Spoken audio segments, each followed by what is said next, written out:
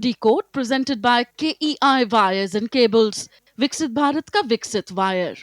Co-powered by Mongia Steel, steel का बादशाह. Punjab national bank, भरोसे का प्रतीक. In association with JK Smart Tire. Save fuel, stay safe. PIMR Indore joins India's elite universities, bringing global top 20 standards. Doctor ortho Ayurvedic oil एवं capsule अब दर्द भी घुटने टेकेगा. सभी पशुपालकों की पसंद, देश का नंबर 1 कपिला पशु आहार. सूर्या है तो भरोसा है. Prakash Surya steel tubes and pipes.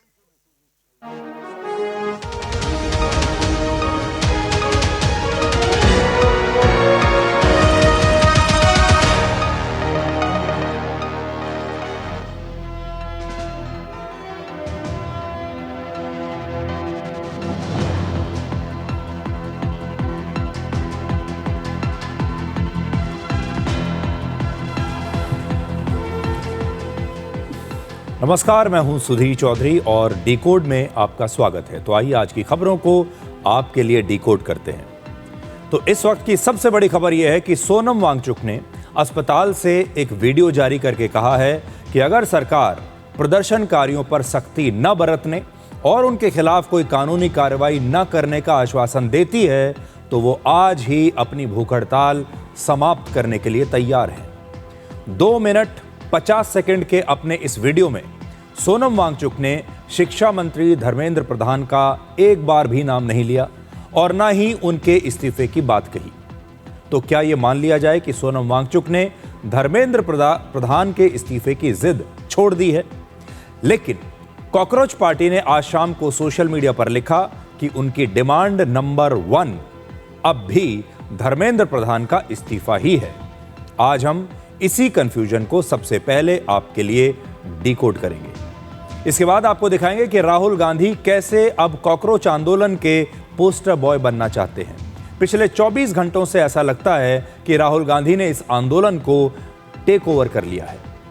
कमाल की बात यह है कि राहुल गांधी मोदी सरकार के दौरान हुए पेपर लीक का जिक्र तो लगातार कर रहे हैं, लेकिन वो देश को यह नहीं बता रहे कि यूपीए सरकार के दौरान कितने पेपर लीक हुए और राज्यों में जहां जहां पर विपक्षी पार्टियों की सरकारें हैं, कांग्रेस की सरकारें हैं, उस दौरान कितने पेपर लीक हुए और जब ये पेपर लीक हुए तब कितने शिक्षा मंत्रियों ने इस्तीफे दिए थे। और आखिर में आपको दिखाएंगे कि जंतर मंतर पर यह आंदोलन भूख हड़ताल के साथ शुरू हुआ था, लेकिन अब कैसे वहां पिज्जा, बर्गर और बिरयानी की बहार आई हुई है। लेकिन इस समय की बड़ी खबर यह है कि सोनम वांगचुक अपना अनशन तोड़ने के लिए तैयार हैं और उन्होंने शिक्षा मंत्री धर्मेंद्र प्रधान के इस्तीफे की जिद ऐसा लगता है कि छोड़ दी है, क्योंकि अब से थोड़ी देर पहले सोनम वांगचुक ने अस्पताल से अपना एक वीडियो जारी करके कहा है कि अगर सरकार प्रदर्शनकारियों पर सख्ती न बरतने और उनके खिलाफ कोई कानूनी कार्रवाई न करने का आश्वासन देती है तो वो आज ही अपनी भूख हड़ताल समाप्त करने के लिए तैयार हैं। अस्पताल में अपने बेड से उन्होंने ये वीडियो बनाकर भेजा है। पहले आप ये वीडियो देखिए और फिर इसका विश्लेषण करेंगे, इस वीडियो को डिकोड करेंगे।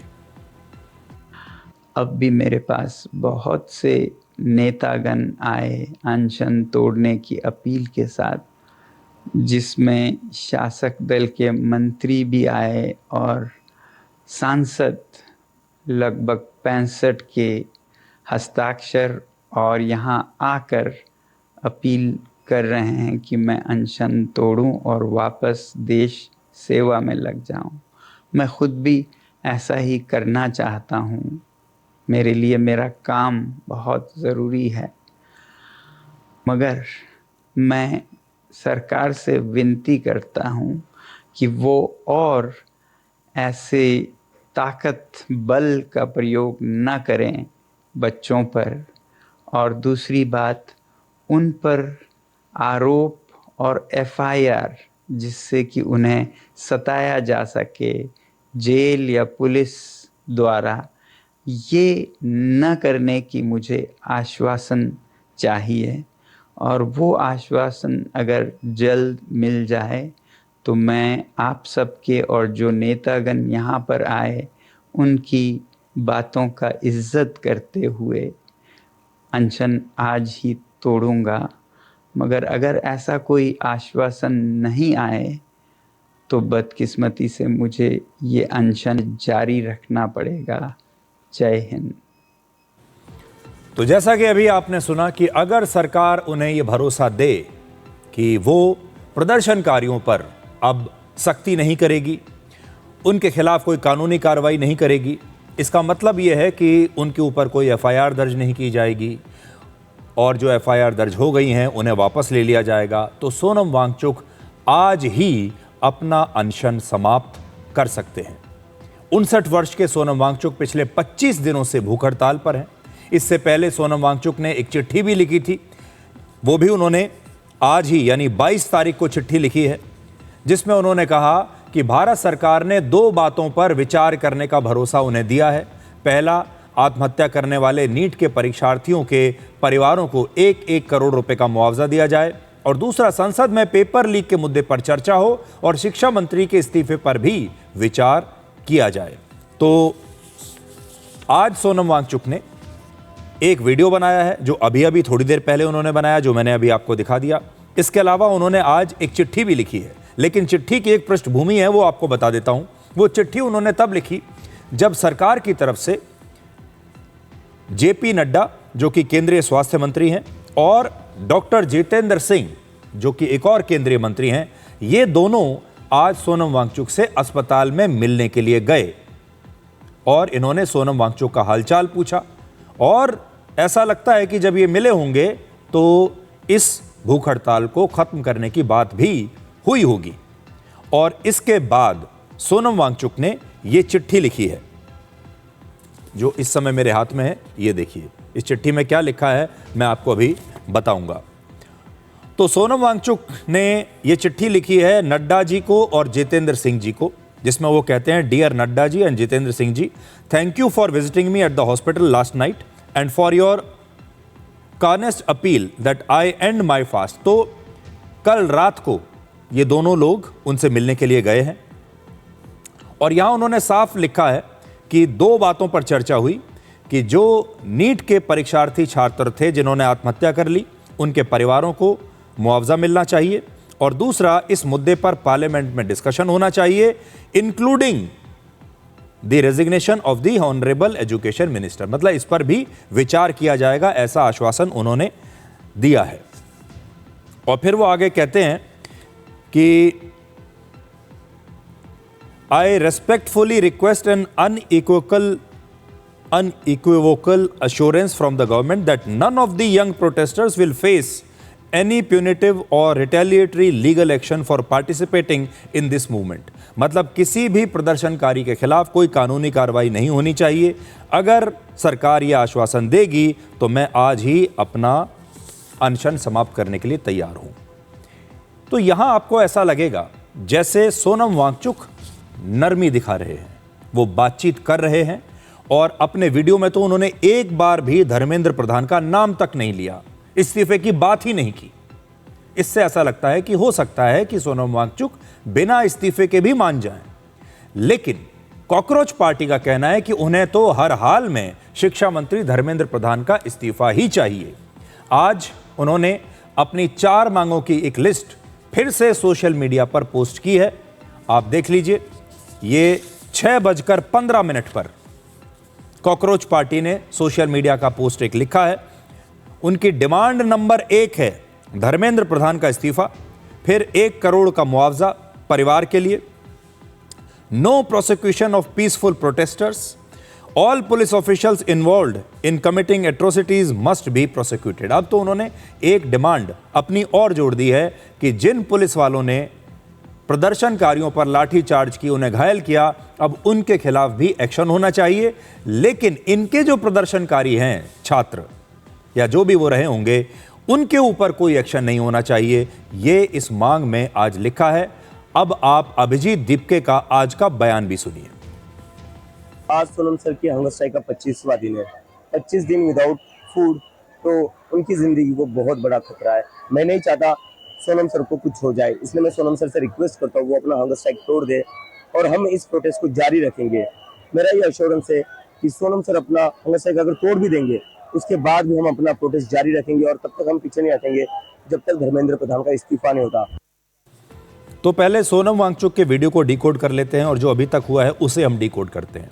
देखिए, अपने इस वीडियो में सोनम वांगचुक ने तमाम प्रदर्शनकारियों का साथ दिया है। उन्होंने ये कहा शुरू में ही कि इन प्रदर्शनकारियों ने बहुत शांतिपूर्ण तरीके से प्रदर्शन किया है और ये किसी के बहकावे में नहीं आए।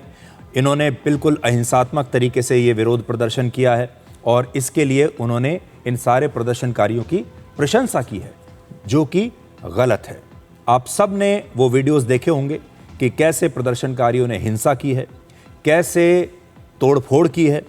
100 से ज़्यादा पुलिस वाले अगर घायल हुए हैं तो किसी न किसी का पत्थर उन्हें लगा होगा, किसी न किसी का डंडा उन्हें लगा होगा और बहुत कम ऐसा देखने को मिला है। मैं तो कहता हूँ शायद पहली बार मैंने ऐसा देखा कि कोई ऐसा विरोध प्रदर्शन हुआ जिसमें पुलिस वाले जो घायल हुए हैं उनकी संख्या ज़्यादा है और प्रदर्शनकारियों की संख्या कम है जो घायल हुए हैं। तो पहली बात तो ये कि सोनम वांगचुक का जो कद है वो बहुत बड़ा है, उन्हें न्यूट्रल रहना चाहिए था। उन्हें एक बार जो हिंसा हुई है उसकी भी आलोचना करनी चाहिए थी, जो कि उन्होंने नहीं की है। दूसरी बात, उन्होंने धर्मेंद्र प्रधान के इस्तीफे का जिक्र कहीं पर नहीं किया है, जिससे ऐसा लगता है कि वो अब इस मांग से थोड़ा नीचे उतर रहे हैं, इस मांग पर सॉफ्ट हो रहे हैं। लेकिन कॉकरोच पार्टी तो कुछ और ही कह रही है। वो अब भी ये कहती है कि हमारी डिमांड नंबर 1 धर्मेंद्र प्रधान का इस्तीफा है। तो क्या सोनम वांगचुक और कॉकरोच पार्टी के बीच कोई मतभेद हो गए हैं? क्या कॉकरोच पार्टी अब सोनम वांगचुक की इस अपील को मानेगी? क्या कॉकरोच पार्टी भी अब ये कहेगी कि हम इस मुद्दे को छोड़कर बाकी चीजों पर बात करने के लिए तैयार हैं? तो जैसा मैंने आपको कहा कि कल रात को जेपी नड्डा और जितेंद्र सिंह दोनों ही सोनम वांगचुक से मिलकर आए हैं और मुलाकात के बाद सोनम वांगचुक ने तो एक चिट्ठी भी लिख दी और अपना वीडियो भी जारी कर दिया। लेकिन अब से थोड़ी देर पहले केंद्रीय स्वास्थ्य मंत्री जेपी नड्डा ने एक प्रेस कॉन्फ्रेंस की। सबको इंतजार था कि आज वो क्या कहने वाले हैं और उन्होंने कहा कि सोनम वांगचुक की चिट्ठी पर सरकार विचार कर रही है और कॉकरोच पार्टी से भी सरकार बातचीत के लिए तैयार है। ये एक बहुत बड़ा स्टेटमेंट आ रहा है सरकार की तरफ से, आप सुनिए। वार्ता बहुत सौहार्दपूर्ण वातावरण में हुई। उनकी बातें हमने बहुत शांति से सुनी। उनको मैंने ये भी कहा कि आप लिख करके देंगे तो अच्छा रहेगा। उन्होंने वो सारी बातें लिखी हैं। मैंने कहा मैं आपको रिस्पॉन्ड करूँगा। मैंने उनको रिस्पॉन्ड किया और मैंने उनको कहा है कि हम चर्चा के लिए तैयार हैं। आप जब कहेंगे हम चर्चा के लिए अग्रसर रहेंगे। नहीं, हम तो उनका हालचाल पूछने गए। उनकी शिफ्टिंग हुई सफदरजंग से, हम वो मेदांता में पहुँचे। तो एक तो वो आईसीयू में थे तो वहाँ पर बहुत रिस्ट्रिक्टेड वातावरण होता है, लेकिन उसके बीच में हमने उनका हालचाल पूछा, उनके बेटरमेंट की बातचीत हमने की और हमने कहा कि आप अपना अनशन तोड़िए। और तो उन्होंने कहा ठीक है, हम इस पर आपको आई विल रिस्पॉन्ड बैक। आज उन्होंने पत्र लिखा है, मुझे ओपन लेटर लिखा है। हम उस पर जवाब देंगे। तो इस समय आप सब के लिए जो समझने की बात है वो ये है कि अब बात थोड़ी आगे बढ़ी है, सकारात्मक रूप से आगे बढ़ रही है। सरकार और कॉकरोच पार्टी के बीच में बातचीत शुरू हुई है। जेपी नड्डा और जितेंद्र सिंह सरकार की तरफ से सोनम वांगचुक से मिलने के लिए अस्पताल गए हैं, वहां पर बातचीत हुई है। हालांकि वो ये कह रहे थे कि हम बात करने के लिए नहीं बल्कि उनका हालचाल पूछने के लिए गए, लेकिन बात हुई है। सोनम वांगचुक ने एक चिट्ठी के जरिए और बाद में एक वीडियो के जरिए ये बता दिया है कि वो अपना अनशन समाप्त करने के लिए बिल्कुल तैयार हैं और अब उनकी मांगें जो हैं वो बदल गई हैं। ऐसा लगता है अब वो धर्मेंद्र प्रधान के इस्तीफे की मांग नहीं कर रहे हैं और सरकार ने भी कहा है कि हम उनकी मांगों पर विचार करेंगे। सबसे बड़ी बात यह है कि सरकार ये कह चुकी है कि वो संसद में पेपर लीक के मुद्दे पर बहस कराने के लिए तैयार है। अब देखिए, कॉकरोच पार्टी तो यही कह रही है, सोनम वांगचुक भी ये कह रहे हैं कि इस पर बहस होनी चाहिए, लेकिन बहस के बीच में एक व्यक्ति है जो आकर खड़ा है और वो बहस नहीं हो पा रही है और वो हैं राहुल गांधी। राहुल गांधी ये कहते हैं, अब राहुल गांधी अड़ गए हैं धर्मेंद्र प्रधान के इस्तीफे पर। देखिए, कॉकरोच पार्टी सोनम वांगचुक ने तो धीरे धीरे उस मांग को अब पीछे छोड़ दिया, लेकिन अब राहुल गांधी ये कह रहे हैं कि जब तक धर्मेंद्र प्रधान का इस्तीफा नहीं होगा तब तक हम संसद में इस मुद्दे पर बहस भी नहीं होने देंगे। तो आज की एक और बड़ी खबर आपके लिए यह है कि अब देश एक नया गठबंधन देख रहा है। इस गठबंधन का औपचारिक ऐलान तो नहीं हुआ है, लेकिन यह गठबंधन दिखाई दे रहा है और यह गठबंधन है कांग्रेस पार्टी और कॉकरोच पार्टी का। कुछ गठबंधन वो ऐसा होगा जैसे आपकी स्क्रीन पर है। अब ऐसा लगता है कि कांग्रेस पार्टी और कॉकरोच पार्टी ने हाथ मिला लिया है। अभी तक राहुल गांधी को इस आंदोलन की ताकत समझ में नहीं आई थी, इसलिए वो लगातार इससे दूरी बनाकर रखे हुए थे। एक बार भी जंतर मंतर वो गए नहीं, लेकिन कल से राहुल गांधी इस आंदोलन के मैदान में कूद गए और अब वो इस मुद्दे पर कॉकरोच पार्टी से भी ज्यादा सक्रिय हो गए हैं। पिछले 32 दिनों में कॉकरोच पार्टी ने जिस तरह से इस आंदोलन को खड़ा किया, अभिजीत दिप्ते ने जैसे इस आंदोलन को खड़ा किया है, राहुल गांधी चाहकर भी इस तरह का कोई आंदोलन खुद अपने बलबूते पर, अपनी पार्टी के कार्यकर्ताओं के बलबूते पर खड़ा नहीं कर सकते थे। यह बात तो माननी पड़ेगी। दिप्ते ने जिस प्रकार से इस आंदोलन को खड़ा किया है, यह राहुल गांधी नहीं कर सकते थे। यह राहुल गांधी भी जानते हैं, उनके सलाहकार भी जानते हैं कि उनके बस की बात नहीं थी। लेकिन अब राहुल गांधी को कॉकरोच आंदोलन में एक बड़ा सुनहरा मौका दिखाई दे रहा है और अब राहुल गांधी कॉकरोच पार्टी की इस फसल को अपने फायदे के लिए काटना चाहते हैं। कांग्रेस पार्टी की चुनावों में लगातार हार हो रही है और अब राहुल गांधी को लग रहा है कि अगर कांग्रेस और कॉकरोच पार्टी का ये गठबंधन हो जाए तो उनकी चुनावी लॉटरी लग सकती है। कॉकरोच पार्टी के संस्थापक अभिजीत दिप्ते इस आंदोलन को यहां तक तो ले आए, लेकिन अब यहां के बाद राहुल गांधी इस आंदोलन के पोस्टर बॉय बनना चाहते हैं। पिछले 24 घंटों में राहुल गांधी जिस तरह से पहले प्रधानमंत्री मोदी के घर के बाहर धरने पर बैठे, फिर उठने को तैयार नहीं थे, उन्होंने पुलिस को चुनौती दी कि मुझे तो उठाकर ले जाओ ज़बरदस्ती, ताकि वीडियो बन सकें, रील बन सकें, देश की जनता देखें कि राहुल गांधी कैसे सड़कों पर लेट गए हैं। फिर उन्होंने संसद भवन में प्रोटेस्ट किया और फिर पेपर लीक को लेकर आज एक लंबी चौड़ी प्रेस कॉन्फ्रेंस की, जिसमें उन्होंने एक पावर पॉइंट प्रेजेंटेशन भी पेश की कि कैसे भारत का जो शिक्षा व्यवस्था है वो पूरी तरीके से चरमरा चुकी है। और अब वो शिक्षा मंत्री धर्मेंद्र प्रधान के इस्तीफे की मांग पर अड़े हुए हैं। उससे ऐसा लगता है कि राहुल गांधी ने तय कर लिया है कि अब मेहनत अभिजीत दिप्ते की होगी और चेहरा राहुल गांधी का होगा। आपको याद होगा, वर्ष 1975 में रिलीज हुई फिल्म शोले में एक बड़ा मशहूर डायलॉग था जिसमें गब्बर सिंह ठाकुर से कहता है, ये हाथ हमको दे दो ठाकुर। और अब ऐसा लगता है कि राहुल गांधी भी आज अभिजीत दिप्ते से यही कह रहे हैं कि आंदोलन मुझे दे दो दीपके। ये तस्वीर आप देखिए, राहुल गांधी अब चाहते हैं ये आंदोलन मुझे दे दो दीपके। अब तक जितना तुमने आंदोलन खड़ा किया है वो ठीक है, अब मैं इसे लीड करना चाहता हूं, मैं इसका पोस्टर बॉय बनना चाहता हूं, यह आंदोलन मुझे दे दो। अब राहुल गांधी इस आंदोलन का इस्तेमाल करके एक बार फिर क्रांतिकारी बनने की पूरी कोशिश कर रहे हैं।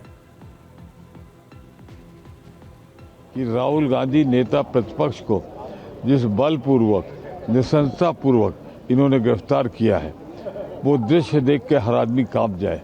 याद रखना, उसके अंदर लहू में डीएनए है पंडित जवाहरलाल नेहरू, इंदिरा गांधी, राजीव गांधी का। तुम्हारी तरह अंग्रेजों का डीएनए भारतीय जनता पार्टी उसमें नहीं है। हम लड़ेंगे, आखिरी क्षण तक लड़ेंगे। तो अब राहुल गांधी के सलाहकारों ने भी उन्हें समझा दिया है कि अब आप इस आंदोलन से जुड़ जाइए, इस आंदोलन को अभिजीत दिप्ते से छीन लीजिए और अब हमारे कार्यकर्ता इसे आगे लेकर जाएंगे। आज राहुल गांधी ने पेपर लीक के मामले पर जो लंबी चौड़ी प्रेस कॉन्फ्रेंस की, उसमें उन्होंने दावा किया कि पिछले 10 वर्षों में जब से मोदी सरकार आई है 152 पेपर लीक हो चुके हैं। लेकिन वो ये बताना भूल गए कि कांग्रेस सरकार के शासनकाल में कितने क्वेश्चन पेपर लीक होते थे। आज हम राहुल गांधी को ये याद दिलाना चाहते हैं कि यूपीए सरकार के दौरान कितने पेपर लीक हुए और तब राहुल गांधी और कांग्रेस पार्टी की सरकार ने क्या किया। यूपीए सरकार के दौरान वर्ष 2004 से 2009 तक अर्जुन सिंह शिक्षा मंत्री थे, 2009 से 2012 तक कपिल सिब्बल शिक्षा मंत्री रहे और 2012 से 2014 तक एम पल्लम राजू शिक्षा मंत्री रहे। और इनमें से किसी भी शिक्षा मंत्री ने पेपर लीक होने के बाद इस्तीफा नहीं दिया। यानी कांग्रेस की सरकार में ऐसा कोई उदाहरण नहीं मिलता। वर्ष 2020 में मोदी सरकार ने ह्यूमन रिसोर्स डेवलपमेंट मिनिस्ट्री का नाम बदलकर शिक्षा मंत्रालय कर दिया। और अब आप पेपर लीक पर पहले राहुल गांधी का यह बयान सुनिए और फिर हम आपको यह बताते हैं कि कांग्रेस सरकार के दौरान कौन कौन से पेपर लीक हुए जो कि राहुल गांधी को याद नहीं आ रहे। 152 पेपर लीक हुए हैं पिछले 10 साल में। सच्चाई नहीं मालूम, क्योंकि ये 300 भी हो सकता है, क्योंकि बहुत सारी बार पेपर लीक हो गया, किसी को पता भी नहीं लगा होगा, वो भी हो सकता है। बट जो हमें मालूम है 152 152 पेपर लीक हुए हैं। 7.5 करोड़ परिवारों को, स्टूडेंट्स और परिवारों को पेपर लीक ने डैमेज किया है। और स्टूडेंट ये सवाल पूछ रहे हैं, पेपर लीक होता है, 7.5 करोड़ युवाओं का नुकसान होता है, मगर पिछले 10 साल में एक भी कन्विक्शन नहीं हुआ, एक भी व्यक्ति का कन्विक्शन नहीं हुआ, 0। जो सिंबल है इस चीज का, धर्मेंद्र प्रधान मिनिस्टर, सबसे पहले आप सिंबल को हटाइए। बड़ी बात नहीं है। सुसाइड हुए बच्चों के। अब जरा देखिए कि जब कांग्रेस की सरकारें थी तब देखिए टॉप 10 पेपर लीक की लिस्ट हमने आपको निकाली है। 2004 में सीबीएसई का पीएमटी पेपर लीक हुआ। 2006 में सीबीएसई 12वीं कक्षा का बिजनेस स्टडीज का पेपर लीक हुआ। 2011 में AIEEE का पेपर लीक हुआ। 2012 में एम्स के एंट्रेंस एग्जाम का क्वेश्चन पेपर लीक हुआ। 2014 में 12वीं क्लास के फिजिक्स का पेपर लीक हुआ। 2006 में ही रेलवे रिक्रूटमेंट सेल का पेपर लीक हुआ। 2012 में राजस्थान पब्लिक सर्विस कमीशन का पेपर लीक हुआ। 2013 में राजस्थान यूनिवर्सिटी का क्वेश्चन पेपर लीक हुआ। 2013 में राजस्थान पब्लिक सर्विस कमीशन का क्वेश्चन पेपर लीक हुआ। और 2016 में कर्नाटक में जब कांग्रेस की सरकार थी तो पीयूसी एग्जाम का पेपर लीक हुआ। अब जरा आप देखिए कि 2004 में सीबीएसई का पीएमटी पेपर लीक हो जाता है। 2006 में 12वीं क्लास का क्वेश्चन पेपर लीक हो जाता है। 2012 में एम्स जैसे संस्थान का एंट्रेंस एग्जाम का क्वेश्चन पेपर लीक हो जाता है। 2014 में फिजिक्स का पेपर 12वीं कक्षा का लीक हो जाता है। राजस्थान पब्लिक सर्विस कमीशन उसका पेपर लीक हो जाता है। तो आप सोचिए 2012 में भी होता है, 2013 में भी होता है। उस समय कौन से शिक्षा मंत्री ने इस्तीफा दिया था? उस समय की सरकारों ने क्या एक्शन लिया था? आज राहुल गांधी को यह सब कुछ याद नहीं है, इसलिए वो 2014 से अब तक की बात तो करना चाहते हैं, लेकिन 2004 से 2014 की बात नहीं करना चाहते, जब उनकी पार्टी की सरकार थी और उन्होंने अपने एक भी शिक्षा मंत्री का इस्तीफा नहीं लिया था। वैसे आपको बता दें कि अब तक का सबसे बड़ा जो पेपर लीक है वो माना जाता है वर्ष 1991 में। तो 1991 में यूपीएससी की प्रिलिमिनरी परीक्षा का क्वेश्चन पेपर लीक हो गया था। सोचिए, यूपीएससी का ही पेपर लीक हो गया था 1991 में, और इसके बाद यूपीएससी की यह परीक्षा रद्द कर दी गई थी। उस समय देश के प्रधानमंत्री थे चंद्रशेखर और शिक्षा मंत्री थे Rajmangal Pande. Question paper leak को रोकने के लिए आजादी के लगभग 77 वर्षों के बाद हमारे देश में पहली बार 2024 में कानून बना, और इस कानून का नाम है the public examinations prevention of unfair means act 2024। और ये कब बना? मोदी सरकार के दौरान। इस कानून के तहत पेपर लीक करने और परीक्षा में धांधली के दोषियों को 10 साल तक की सजा हो सकती है और 1 करोड़ रुपए तक का जुर्माना लग सकता है। आजादी से लेकर अब तक सबसे ज्यादा लगभग 50-55 साल तक तो कांग्रेस की सरकारें रही हैं, लेकिन कांग्रेस ने कभी भी पेपर लीक को लेकर सख्त कानून नहीं बनाया, और वो कानून अब बना 2024 में आकर। तो क्या कांग्रेस से और राहुल गांधी से ये बात नहीं पूछी जानी चाहिए थी कि इससे पहले जो पेपर लीक हुआ करते थे वो कैसे हो रहे थे? उस दौरान कितने शिक्षा मंत्रियों के इस्तीफे कांग्रेस पार्टी ने, गांधी परिवार ने लिए? ये भी आज राहुल गांधी से सवाल जरूर होना चाहिए। हम ये नहीं कह रहे कि आपका पेपर लीक वर्सेस इस सरकार का पेपर लीक का ये मुद्दा होना चाहिए। पेपर लीक तो ना पहले होना चाहिए ना अब होना चाहिए, ना कांग्रेस की सरकार में होना चाहिए ना बीजेपी की सरकार में होना चाहिए। पेपर लीक होना ही नहीं चाहिए। लेकिन आप ये कैसे कह सकते हैं कि अभी का जो पेपर लीक है ये तो हो रहा है, इस पर शिक्षा मंत्री इस्तीफा दें, लेकिन जो हमारे समय में हो रहा था उसकी आप बात भी ना करें? अब सारे नेताओं को समझ में आ गया है कि कॉकरोच पार्टी ने ये जो आंदोलन इतना बड़ा खड़ा कर दिया है, इसका फायदा उन्हें उठाना चाहिए। इसीलिए आज विपक्षी पार्टियों के तमाम सांसदों ने काले कपड़े पहनकर संसद भवन में ये प्रोटेस्ट किया।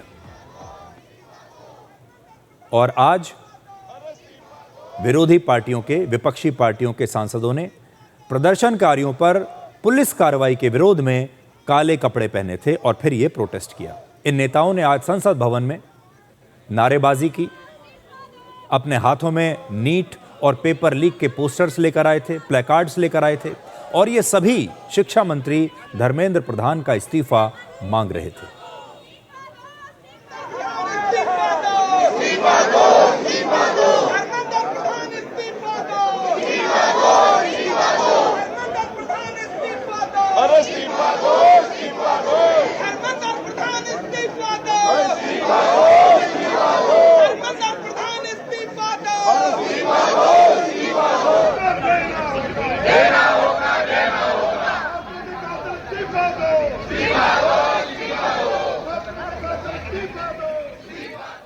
तो सारे विपक्षी नेता अब जाग गए हैं और आप तो जानते हैं नेताओं को सिर्फ वोट दिखाई देते हैं, वोटों की फसल दिखाई देती है। और अभिजीत दीपके इस आंदोलन को यहाँ तक लेकर आ गए और अब ये सारे नेता उसका फल खाना चाहते हैं। ये सारे विपक्षी नेताओं को उसमें एक पकी पकाई बिरयानी नज़र आ रही है और ये सब उस बिरयानी से अपना अपना शेयर लेना चाहते हैं। अब आपको छात्रों के मुद्दे पर विपक्षी दलों की एकता का सच भी बताते हैं, इस एकता को डिकोड करते हैं। आज संसद के बाहर कांग्रेस और समाजवादी पार्टी के नेता एक साथ मिलकर विरोध प्रदर्शन कर रहे थे, जो कि अभी आपने देखा। देखिए आप, राहुल गांधी काले रंग के कपड़े पहनकर आए हैं, उनके साथ में अखिलेश यादव खड़े हैं। दोनों बिल्कुल एक दूसरे के साथ खड़े हैं, जैसे कि ये दोनों ही इस विरोध प्रदर्शन के पोस्टर बॉय बनना चाहते हैं। लेकिन जैसे ही लोकसभा में इस मुद्दे पर चर्चा शुरू हुई, कांग्रेस पार्टी और समाजवादी पार्टी की दूरियां नजर आने लगीं और ऐसा लगा जैसे इन दोनों के बीच में कोई कोऑर्डिनेशन है ही नहीं।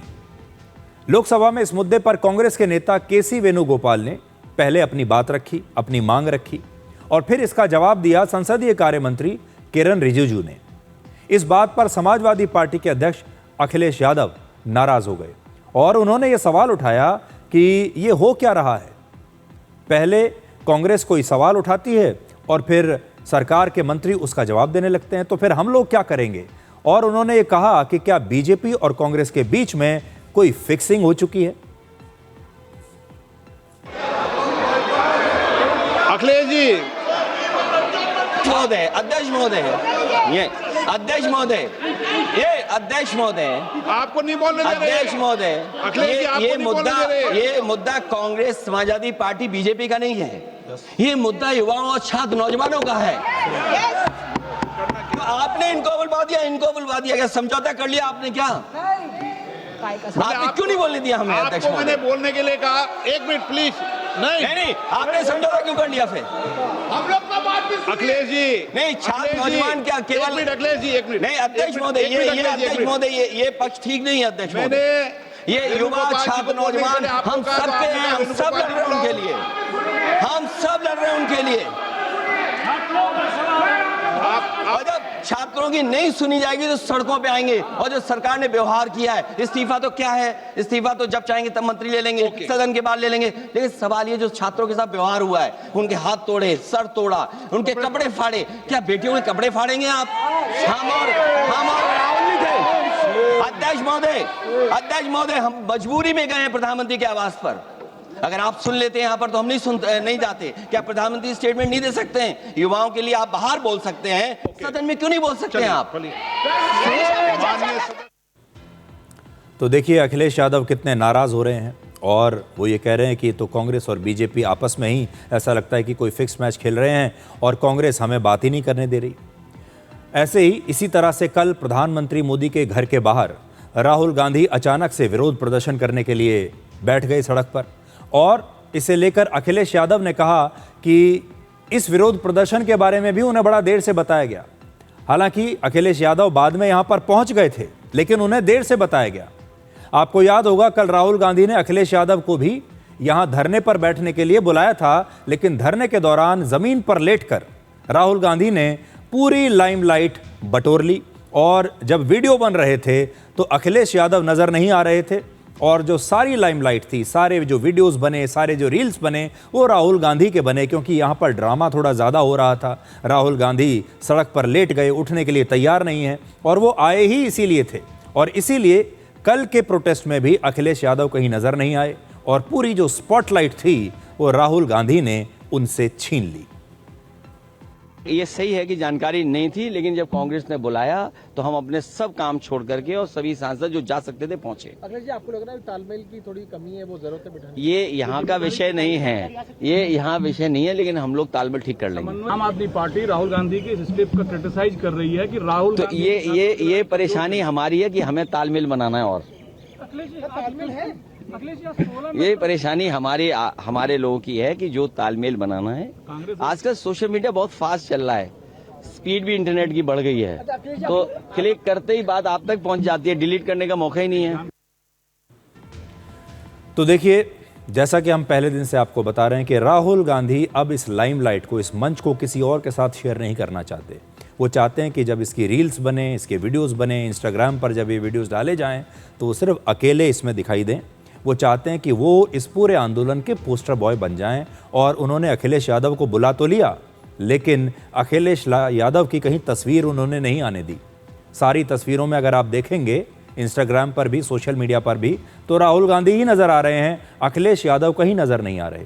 तो अखिलेश यादव को भी ये लगा होगा कि उनका इस्तेमाल तो कर लिया, जब विरोध प्रदर्शन करने की बारी आती है, कहीं पर संख्या बल दिखाना होता है, विपक्ष की एकता दिखानी होती है, तो उन्हें बुला लिया जाता है और अपने बगल में खड़े कर लिया जाता है। जैसे फिल्म में एक मेन हीरो होता है और उसके साथ एक साइड हीरो होता है।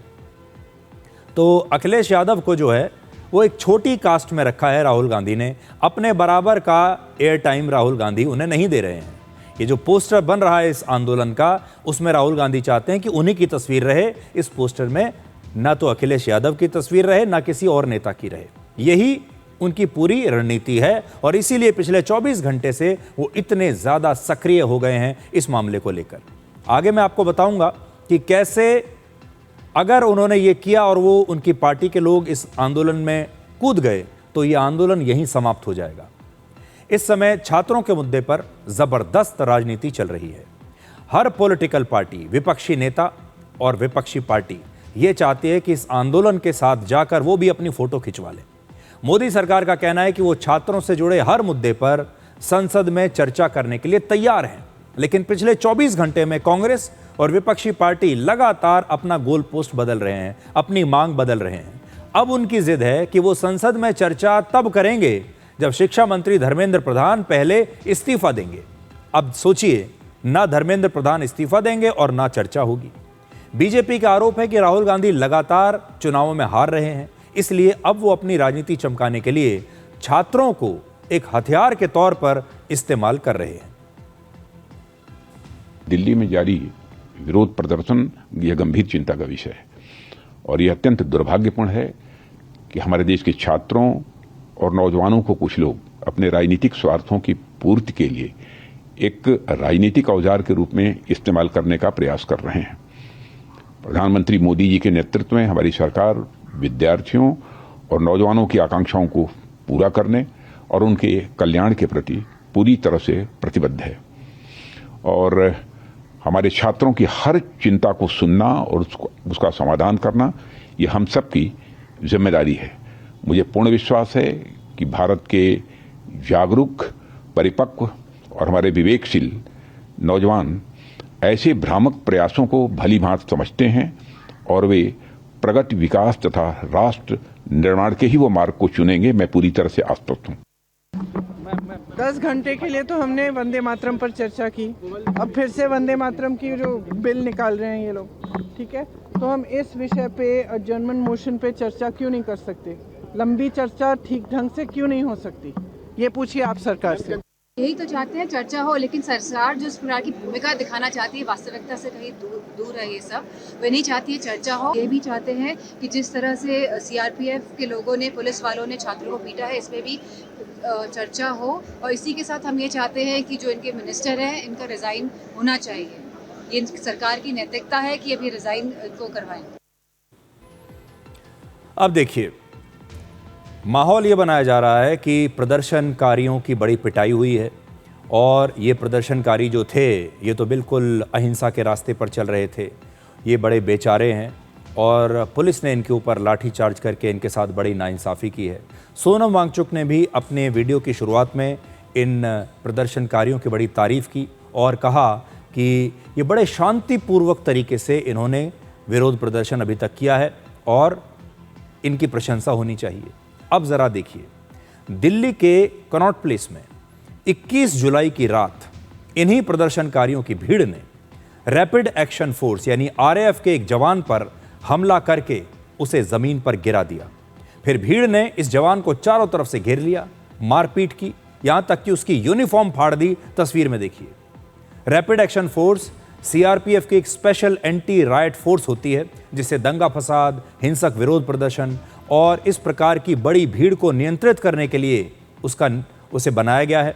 अब देखिए उसी आरएएफ के एक जवान का क्या हाल किया है इन शांतिपूर्ण प्रदर्शनकारियों ने।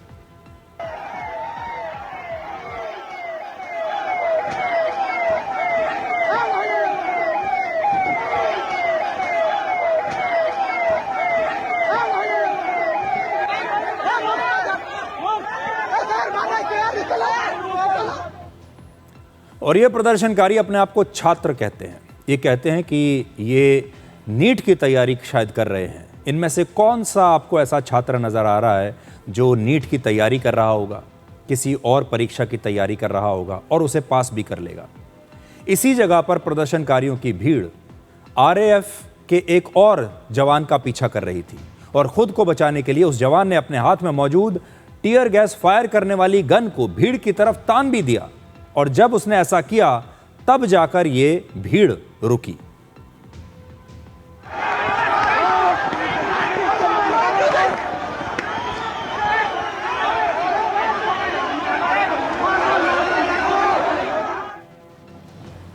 दिल्ली पुलिस ने इस मामले में एक एफआईआर दर्ज कर ली है और उसकी जांच चल रही है। अब तक आंदोलन में हिंसा को लेकर दिल्ली में 10 एफआईआर दर्ज हो चुकी हैं। कल रात प्रदर्शनकारियों की भीड़ के साथ अचानक कुछ निहंग सिखों ने भी हाथों में तलवार लेकर पुलिस के जवानों का पीछा किया और उन पर हमला करने की कोशिश की। वो तस्वीरें भी देखिए। भाई मार गए, भाई सिखा गए, ओ भाई सिखा गए भाई।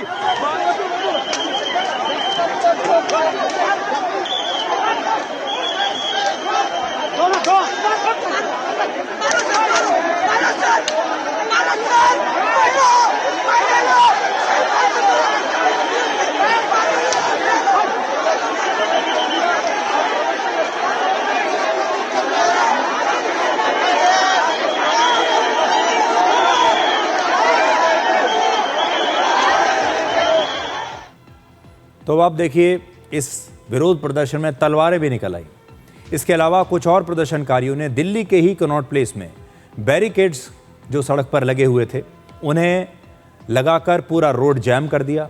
इसके बाद उन्होंने सोशल मीडिया पर इसके वीडियोस बनाकर शेयर किए और दावा किया कि अब वो भारत में नेपाल जैसा आंदोलन कर रहे हैं, भारत की स्थिति बिल्कुल नेपाल जैसी बना देंगे। ये बैरिकेड्स उन्होंने उठाए और अपने आप से ही पूरी सड़क को ब्लॉक कर दिया।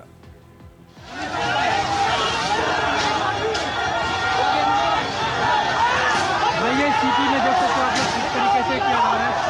पूरी पब्लिक जो है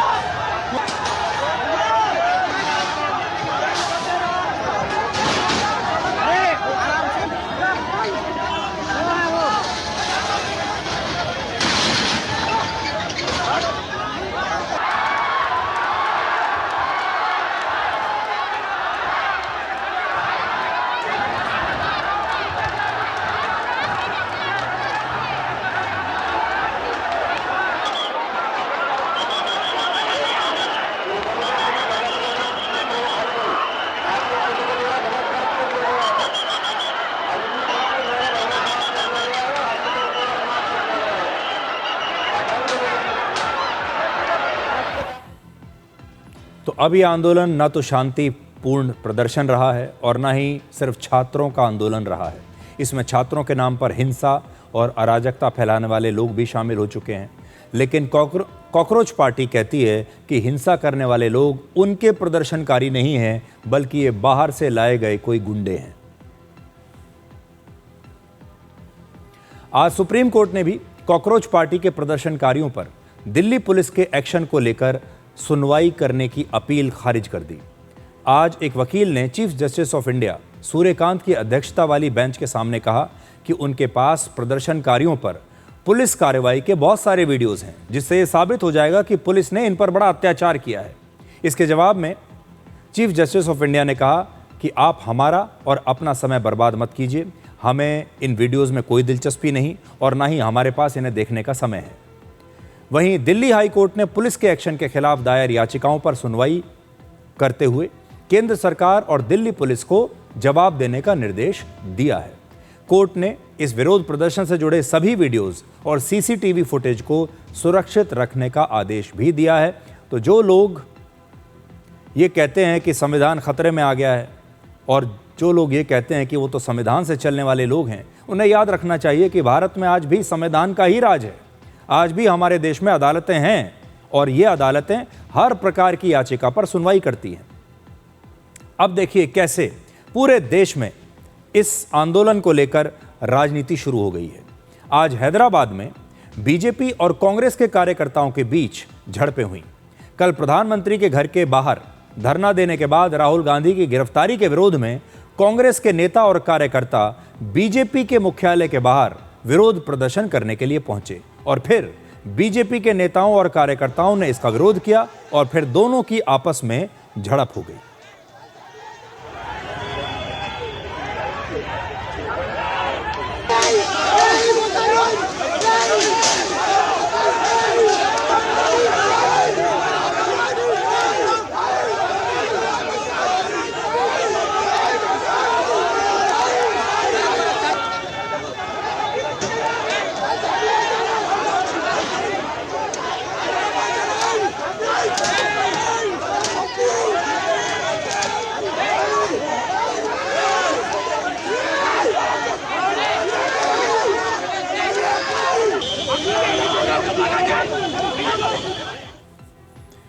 इसी तरह मुंबई और छत्तीसगढ़ की राजधानी रायपुर में भी कांग्रेस और बीजेपी ने एक दूसरे के खिलाफ ये विरोध प्रदर्शन किए हैं। उनकी तस्वीरें भी आपके सामने हैं।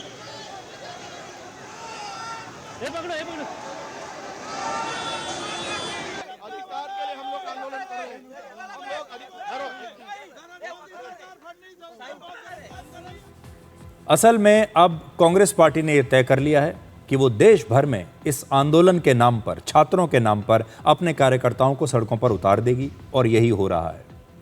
अब आपको नीट परीक्षा को लेकर दो अलग अलग तस्वीरें दिखाते हैं। पहली तस्वीर जंतर मंतर की है, जहां पेपर लीक के विरोध में हिंसक प्रदर्शन चल रहे हैं, जबकि दूसरी तस्वीर राजस्थान के कोटा की है, जहां नीट की परीक्षा में पास होने वाले छात्र अपना जश्न मना रहे हैं। ये दोनों ही तस्वीरें देश से एक सवाल पूछती हैं कि आप अपने बच्चों का भविष्य कहाँ देखना चाहते हैं। आप अपने बच्चों को जंतर मंतर में प्रोटेस्ट करते हुए देखना चाहते हैं या अपने बच्चों को नीट की परीक्षा पास करते हुए देखना चाहते हैं। अब आप देखिए, ये कोटा की तस्वीर हैं।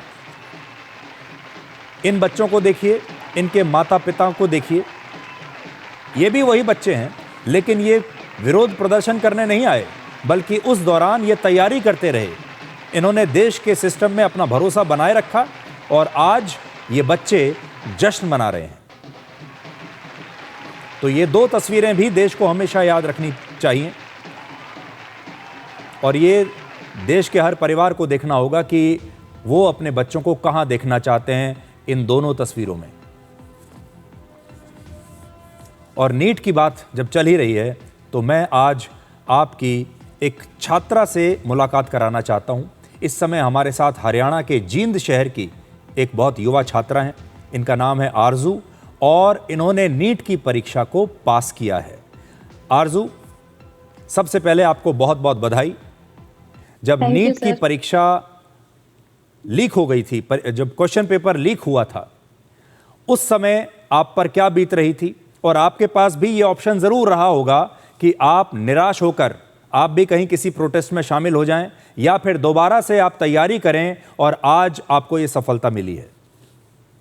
जी सर, जब नीट 2026 की परीक्षा कैंसिल हुई थी तो ये बहुत बड़ा सदमा था हमारे लिए, क्योंकि बहुत मेहनत की थी सर इस पेपर के लिए। तो जब पेपर कैंसिल हुआ तो बहुत ज़्यादा निराशा हुई, लेकिन बाद में जब मतलब हमने पेरेंट्स ने समझाया और टीचर्स ने देखा कि पेपर लीक था तो दोबारा होना चाहिए, क्योंकि अगर वही पेपर रहेगा तो फिर जिसने लीक करवाया था वही आगे जाके डॉक्टर्स बन जाएंगे, जो काबिल स्टूडेंट्स है वो रह जाएंगे। फिर इससे सर जब पेरेंट्स ने और टीचर्स ने समझाया तो उससे एक नई लगन आई हमारे अंदर कि हमने दोबारा से प्रिपरेशन स्टार्ट की स्टार्टिंग से, ना कि निराश होकर ऐसे ही बैठ गए। अगर ऐसे ही बैठ जाते तो सर आज नीट परीक्षा हमारी सफलतापूर्वक पूर्ण ना हुई होती। जी आरजू, मुझे ये पता चला है कि आपके जो पिता हैं वो सब्जी बेचते हैं। आपका परिवार ऐसा नहीं है कि आप बहुत बड़े बड़े कोचिंग सेंटर्स को आप अफोर्ड कर सकें, बहुत पैसे वाला परिवार नहीं है। सब्जी बेचते बेचते आपके पिता ने आपको सपोर्ट किया है, तो आपका ये संघर्ष कैसा रहा, कैसे आप तैयारी करती थी? जी सर, मेरे फादर हैं जो वो सब्जी बेचते हैं। ये हमारा जो सफ़र है नीट का वो बहुत इसमें बाधाएं आई हैं सर। मेरे पापा जी ने सिर्फ सब्जी बेच कर ही मुझे अच्छे स्कूल में और अच्छी कोचिंग में पढ़ाया सर। इसके लिए हमने बहुत सारी प्रॉब्लम्स फेस की हैं। कई बार तो ये भी नहीं होता था कि कोचिंग पे स्कूल में जाने का किराया नहीं होता था, पैदल भी जाना पड़ता था सर कई बार। लेकिन मेरे पेरेंट्स ने मुझ पे भरोसा जताया, कैसे ना कैसे फीस पे की और आज मैंने नीट परीक्षा में सफलता हासिल की सर। जी आरजू, इसका मतलब ये है कि आज भी हमारे देश में जो परीक्षा का सिस्टम है, एजुकेशन का जो सिस्टम है, उसमें आज भी गरीब बच्चों को भी इंसाफ मिलता है। ऐसा नहीं है कि सब कुछ खत्म हो गया है। जैसा मैं दिल्ली में यहाँ देख रहा हूँ, जंतर मंतर पर अगर आप जाओ तो ऐसा लगता है सब खत्म हो चुका है, अब किसी के साथ कोई इंसाफ नहीं है। लेकिन हम देख रहे हैं कि आपके जैसी जो गरीब छात्रा है उसके साथ उसे इंसाफ मिला है। फाइनली आपको आपकी मेहनत का फल मिला है। जी सर, ये बिल्कुल सही बात है। जो मेहनत करेगा उसको उसका फल जरूर मिलेगा। इसमें आप चाहे किसी भी परिवार से हो, अगर आप मेहनत करोगे तो आपको उसका फल जरूर मिलेगा। ऐसे सिर्फ बैठ करके कुछ नहीं होने वाला, आपको मेहनत करनी पड़ेगी। आपका एम आपका जो गोल है उसको अचीव करने के लिए आप ऐसे गरीब परिवार से उठ के भी अगर मेहनत करते हैं तो एक ना एक दिन सफल जरूर हो पाएंगे सर। आखिरी सवाल मेरा आरजू आपसे ये है कि जो छात्र इस समय यहाँ दिल्ली में बैठे हैं वो अपनी मांगों को लेकर यहाँ पर प्रदर्शन कर रहे हैं, विरोध प्रदर्शन कर रहे हैं, उन्हें आप क्या कहना चाहती हैं? आप भी लगातार इंस्टाग्राम पर, सोशल मीडिया पर देख रही होंगी, उन्हें आप क्या कहेंगी? जी सर, जो नीट परीक्षा लीक हुई थी पहले, उससे मतलब ये बिल्कुल गलत भी नहीं है। स्टूडेंट्स अपने हक के लिए आगे आना चाहिए। जो ये लीक हुआ था पेपर तो उसकी वजह से कई स्टूडेंट्स ने सुसाइड भी किया सर। लेकिन इसका मतलब ये नहीं है कि हमें प्रोटेस्ट की जगह हमें अपना ज़्यादातर ध्यान इस पे देना चाहिए कि हम अपना जो आज का ये एज है हमारी बहुत क्रूशियल है अपनी लाइफ के लिए, तो ये अपना टाइम पढ़ाई पे ज़्यादा लगाना चाहिए सर। मेरा ओपिनियन यही है। एक और चीज़ मैं देख रहा हूँ, आजकल ज़्यादातर जो छात्र हैं इंस्टाग्राम पर बड़े सक्रिय हैं, बड़े एक्टिव हैं। तो मुझे ये समझ में नहीं आता कि जो लोग इंस्टाग्राम पर, सोशल मीडिया पर इतने घंटों तक एक्टिव रहते हैं वो पढ़ाई कब करते हैं? क्या आप भी लगातार इंस्टाग्राम का प्रयोग करती थी, सोशल मीडिया का प्रयोग करती थी, स्मार्टफोन का लगातार आप प्रयोग करती थी? नहीं सर, मैंने मतलब कभी भी इंस्टाग्राम या फिर ऐसे फेसबुक वगैरह का कभी यूज़ नहीं किया, क्योंकि ये सिर्फ डिस्ट्रैक्शन का काम करते हैं एक एस्पिरेंट के लिए। मैंने अपनी प्रिपरेशन के लिए फ़ोन का इस्तेमाल ज़रूर किया है, लेकिन वो सही जगह पे किया है। हेल्पफुल भी होते हैं सर ये टेक्निक्स, लेकिन इनका सही जगह पे यूज़ करना चाहिए। ये नहीं कि आप सारा दिन सोशल मीडिया पे ही लगे रहो। आरजू, ऑल द बेस्ट, बहुत बहुत शुभकामनाएं बेटा आपको।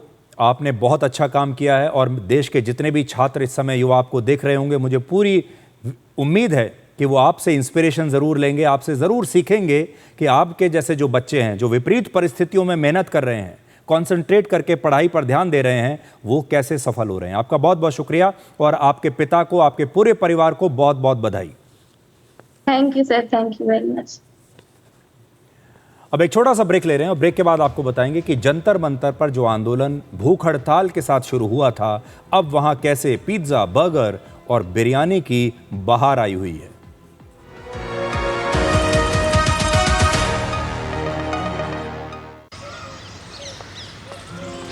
नंदिका, क्या हुआ? शॉर्ट सर्किट हो गया। यहाँ स्पेशलिस्ट की जरूरत है। मामूली वायर्स नहीं, वायर्स का specialist. KEI wires and cables, her tension सहित चलती रहे। सिर्फ सपना क्यों देखें जब सपनों की कार आज ही आपके घर आ सकती है।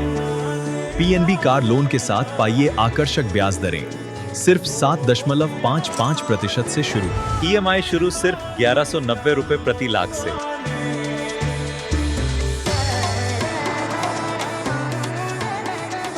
Punjab national bank, the name you can bank upon.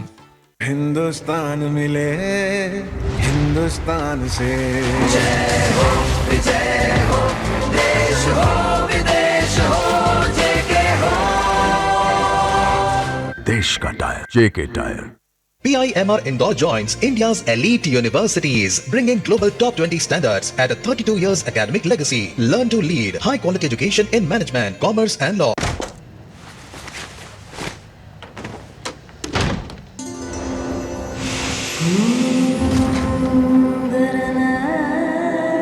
%100% शुद्ध सैंडलवुड ऑयल से बना, असली गुणों से भरपूर और खुशबू ऐसी जो दे एक खास एहसास।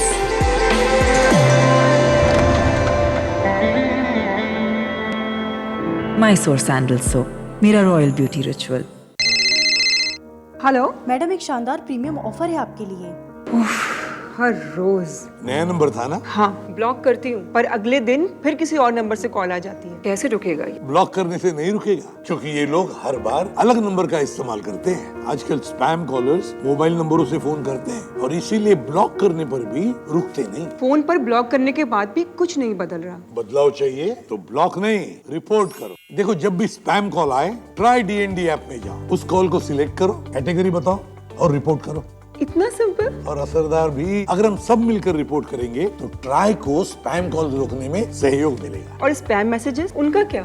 उन्हें भी कंट्रोल कर सकती हो। कौन से मैसेजेस चाहिए, कब चाहिए, ये सेट कर लो। मतलब कॉल ब्लॉक करना नहीं, रिपोर्ट करना है असली समाधान। अब स्पैम कॉल्स को रिपोर्ट करो और अपने और दूसरों के लिए भी रोको। ट्राई DND ऐप डाउनलोड करें और स्पैम कॉल्स को रोकने का स्मार्ट तरीका अपनाएं।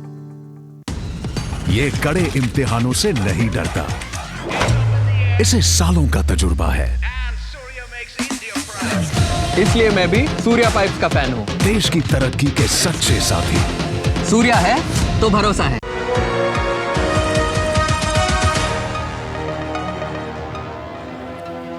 जंतर मंतर पर जिस आंदोलन की शुरुआत भूख हड़ताल से हुई थी, अब वही आंदोलन एक फूड फेस्टिवल में तब्दील हो चुका है। जंतर मंतर अब एक फूड कोर्ट बन चुका है। यहाँ पर पिज्जा, बर्गर, समोसे, बिरयानी, हर तरह की डिश खाने को मिल रही है। मुद्दों से ज़्यादा फूड मेन्यू की चर्चा हो रही है और फूड डिलीवरी ऐप से लगातार यहाँ पर खाना मंगाया जा रहा है। और ये सब तब हो रहा है जब 59 वर्ष के सोनम वांगचुक पिछले 25 दिनों से भूख हड़ताल पर बैठे हैं। कॉकरोच जनता पार्टी के संस्थापक अभिजीत दिपके ने जब आंदोलन की शुरुआत की तो उन्होंने खुद भूख हड़ताल नहीं की, बल्कि भूख हड़ताल करने के लिए वो बाहर से सोनम वांगचुक को लेकर आए। यानी उन्होंने इस भूख हड़ताल को एक प्रकार से आउटसोर्स कर दिया। जब वांगचुक जंतर मंतर पर भूख हड़ताल पर बैठे थे, उस समय भी उनके ठीक सामने बैठकर अभिजीत दिपके और बाकी के लोग खाना खाया करते थे, समोसे, कचौड़ियाँ, फास्ट फूड। और फिर जब सोनम वांगचुक को सफदरजंग अस्पताल में शिफ्ट किया गया, तब अभिजीत दिपके ने खुद भूख हड़ताल की घोषणा की। अब देखिए, घोषणा तो कर दी, लेकिन वो 2 दिन भी भूखे नहीं रह पाए और 2 दिन में ही उन्होंने अपनी भूख हड़ताल समाप्त कर दी।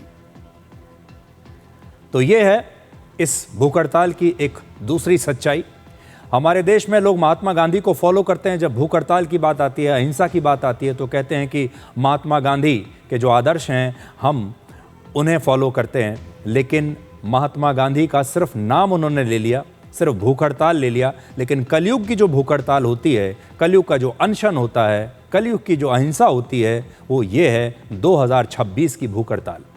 एक छोटे से ब्रेक के बाद डिकोड जिंदगी में आपको दिखाएंगे आज का विचार।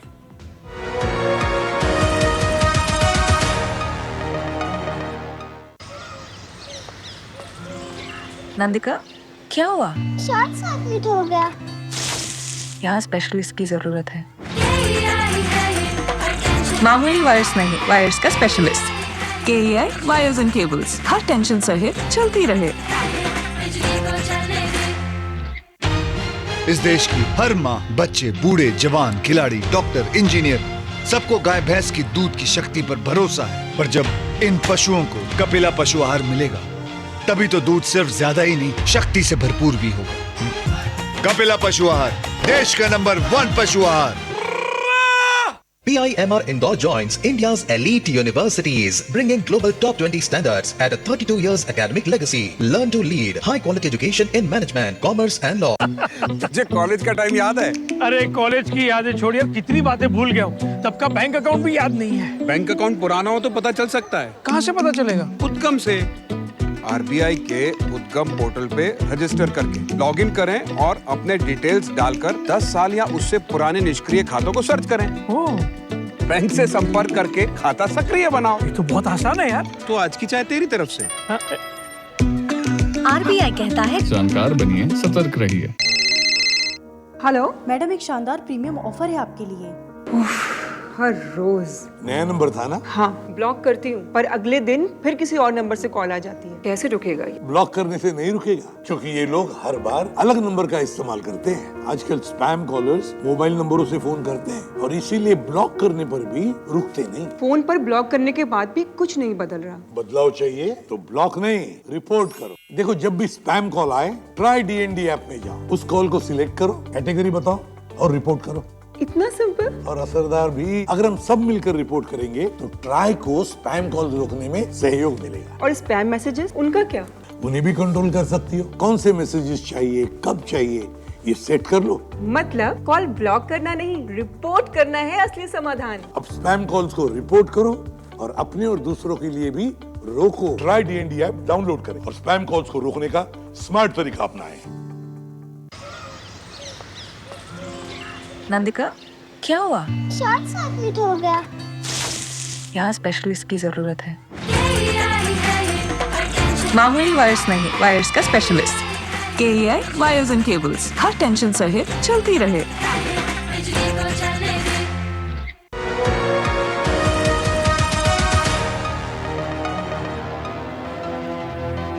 तो अब आपको बता देते हैं कि इस समय डिकोड के आज के एपिसोड को मिले हैं 7.8 मिलियन व्यूज़, यानी 78 लाख व्यूज़ आज हमें मिले हैं। आपका बहुत बहुत शुक्रिया।